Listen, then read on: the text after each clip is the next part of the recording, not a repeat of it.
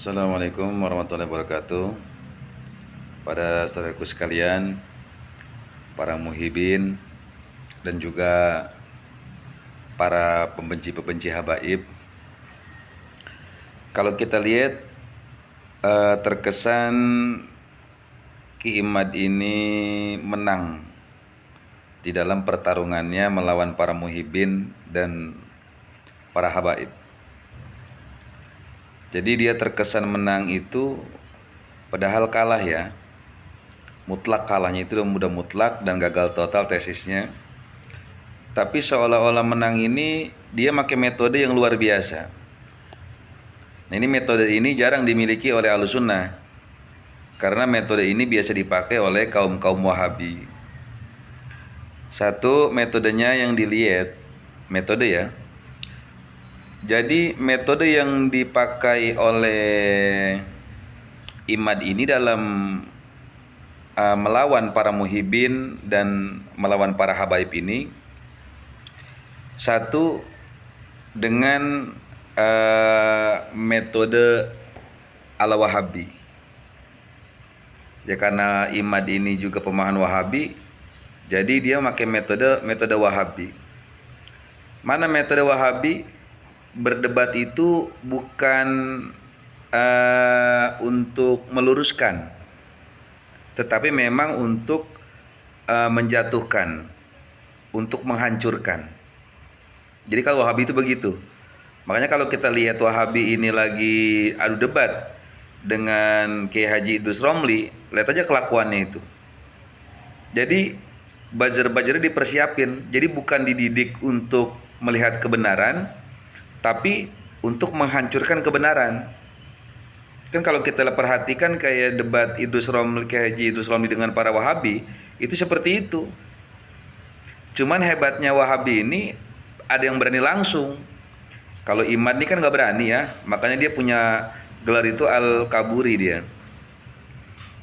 Jadi metode ini pinter memang untuk orang yang seperti Imad ini perlu begitu. Karena kalau dia langsung berhadapan, waduh, tumbang habis, pokoknya tumbang habis. Jadi metodenya ngumpet.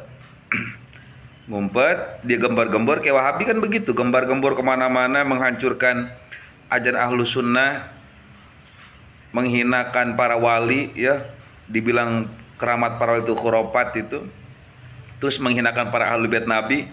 Itu begitu cara Wahabi, jadi ngumpet. Sama kayak Imad, jadi polanya begitu, dia punya metodenya keren. Jadi metode ngumpet. Nah, itu jarang-jarang tuh yang punya begitu tuh. Cuma Al-Kaburi aja yang punya itu. Kemudian dia memakai dalil yang keren. Jadi dalil Wahabi.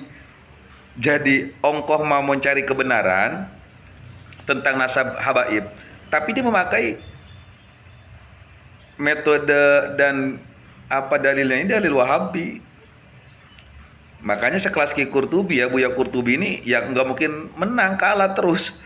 Walaupun sehebat apapun Buya Qurtubi menggunakan dalil, tetap di hadapan Imad mah kalah. Karena memang metodenya metode Wahabi Imad mah. Dan dalil yang dipakai dalil Wahabi, jadi nggak bakal ketemu. Kalau bahasa itu nggak nyambung. Tuh. Jadi kita kan Ahlussunnah nih, lagi ngadain Ahlussunnah nih. Karena kita anggap Imad ini kan Ahlussunnah, tapi dia make metode Wahabi, makanya bakal ketemu. Lihat dah, ntar gak lama lagi dia bakal bikin tulisan. Wahabi itu begitu, dia bikin tulisan, set. Karena dia madananya banyak ya. Dari komunis, dari orang-orang yang anti Habib, terus kemudian dari Wahabi, terus banyaklah dia madananya itu. Ntar dia bikin buku buat nyesatin umat, polanya begitu. Kalau Buya Qurtubi kan Habib Hanif, Gus Rumel, terus Gus Wafi, terus Kiai Haji Idrus Romli, berikut para habaib semuanya termasuk Robito, kan ingin meluruskan ini. Artinya memang benar habaib ini adalah keturunan Rasulullah. Tapi kalau si Imad mah grupnya enggak begitu. Justru ingin menghancurkan. Jadi bukan ingin mencerdaskan, bukan. Jadi untuk membodoh-bodohi gitu. Itu metode keren itu. Jadi metode orang licik itu begitu. Makanya nggak pernah ketemu dari dulu. Dan mereka akan ngumpet. Karena mereka disebut Wahabi nggak mau kan, kayak Wahabi mau disebut Wahabi nggak mau, ngumpet di Salafi. Jadi ngumpet, namanya banyak. Dia mau ngumpet aja, ngumpet, kelakuannya ngumpet. Kayak Imad kan ngumpet, dia di ngaku-ngaku Ahlussunnah, ngaku-ngaku NU segala macam kan. Ngaku-ngaku bela bela nasab Wali Songo. Padahal mah enggak begitu. Karena kan Wali Songo ajarannya Ahlussunnah wal Jamaah. Jadi metodenya keren ini dan dalilnya keren. Jadi itulah metode dan apa bahasanya, dalil inilah yang mengalahkan para muhibin dan para habaib. Sekelas Robito kalah. Lo kok bisa kalah? Ya kan nggak nyambung. Aduh, makanya Robito emang cerdas ya. Nggak ditanggapin begono begini. Tapi memang kalau udah keterlaluan, saya yakin kok endingnya pasti bakal, ya Iman nih bakal nyungsep lah. Karena kan sekarang ini kan lagi diliatin aja ya. Wahabi kan juga begitu Wahabi. Kalau belum keterlaluan diliatin aja terus sampai kemana ini mentoknya. Begitu. Karena emang kalau bicara dalil, bicara ini nggak bakal ketemu karena ya kita mah Ahlussunnah, dia mah Wahabi. Begitu. Yang referensi diambilnya Wahabi, yang nggak ketemu, mau bagaimana juga nggak ketemu. Ini hebatnya Kimad nih. Jadi liciknya dia itu begitu, makanya disebut al-kaburi al-kadzab dan wal halusinasi dia. Karena pengen jadi Habib dia itu. Pengen diakui sebagai juri Rasul. Kan ngimpi, halusinasi dia. Aneh ya. Jadi nipu umat. Dari nipu umat. Ya kita mah senyum-senyum saja, saya mah begitu. Senyum-senyum saja saya mah nih. Ya bahasanya itu. Jadi memang gak aneh kalau memang Wahabi ini memang laku di tempatnya aja, dan dia licik main di belakang, dia ngumpet aja, ngumpet aja dia ngumpet, bikin kajian ngumpet, antar forum dia aja cuman ditekin di medsos dan tadi bikin buku-buku disebarin. Nah, begitu. Kalau beda sama kita, kalau kita kan ya lantang, ya kan nggak ada yang kita sembunyiin, nggak ada. Kok dia mah diumpetin, makanya cuma bikin kaji-kaji, karena kalau di masyarakat umum nggak diterima, nggak bakal diterima mau bagaimanapun. Akhirnya dia cuma ngaku-ngaku bahwa oh penduduk udah tahu kebobrokan habaib, bahwa habaib itu bukan jurian Nabi, masyarakat udah cerdas begini. Ya begitu, cucian otak. Makanya kalau ngelawan Wahabi mah nggak bisa dengan sekedar kitab, tapi memang perang pemikiran, ideologi. Ya kan Ghazul Fikri dia punya teknik Ghazul Fikri, perang pemikiran itu. Kalau kita lemah pemikiran kita, iman kita lemah, habis. Makanya kita wajib berlindung di kebarokahan guru-guru kita, kebarokahan para salafus soleh, di kebarokahan para habaib, kebarokahan para wali, itu seperti itu. Jadi dia mah nggak ada takutnya, terus nggak ada rasa malu, dia mah nggak malu. Kalau bahwa dia itu udah kalah, udah salah, enggak, dia mah ngerasa bener aja. Itu kan begitu watak-watak Wahabi mah, watak-watak Khawarij. Itu seperti itu, mirip banget gaya-gaya orang komunis itu seperti itu. Nggak tahu malu.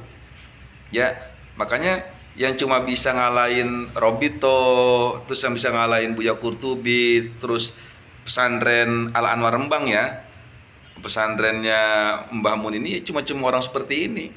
Mentalnya mental halusinasi, mentalnya mental nggak tahu malu, mentalnya mental nggak tahu diri.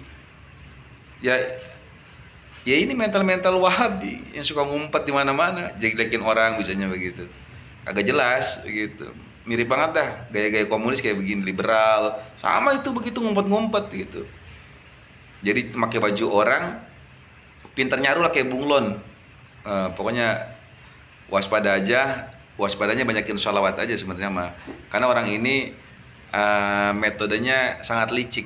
Pokoknya mirip banget, enggak jauh beda dengan Wahabi ya. Kalau sekelas kayak Haji Idrus Romli, Gus Wafi, Buya Qurtubi, terus Gus Rumel, terus ya Robitoh ya, ini udah pada paham. Sekelas teman-teman Habib Rizik ya di FPI itu udah pada paham. Cuma memang yang bagi yang belum paham ini orang-orang ya di pelosok-pelosok yang jauh dari para kiai, jauh dari majlis taklim, jauh dari habaib. Ini target mereka.